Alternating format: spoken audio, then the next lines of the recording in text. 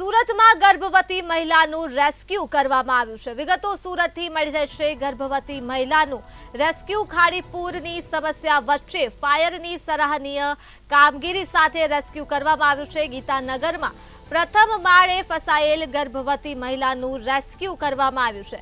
ખાડીપુરના પાણી વચ્ચે મહિલા ઘરની અંદર જ ફસાઈ ગઈ હતી, ત્યારે ઘૂંટણસમા પાણીમાં આ ગર્ભવતી મહિલા ફસાઈ હતી, જેનું ફાયરે રેસ્ક્યુ કરી સુરક્ષિત રીતે મહિલાને બહાર કાઢી છે।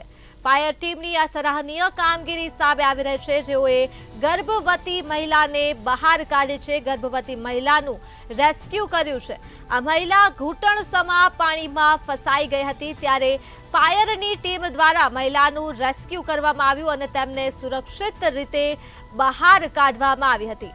સંબંધીએ જાણ કરતા જ ફાયર વિભાગ ઘટના સ્થળે પહોંચી હતી અને ત્યારબાદ મહિલાનું સુરક્ષિત રીતે રેસ્ક્યુ કરવામાં આવ્યું હતું।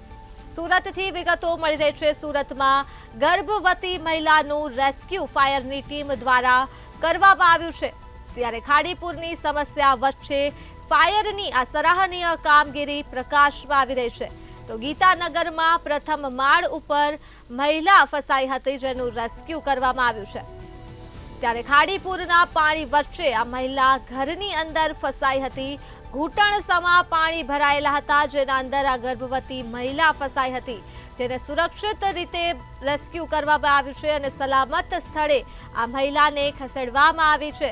તો સુરતથી વિગતો મળી રહી છે। સુરતમાં ગર્ભવતી મહિલાનું રેસ્ક્યુ કરવામાં આવ્યું છે।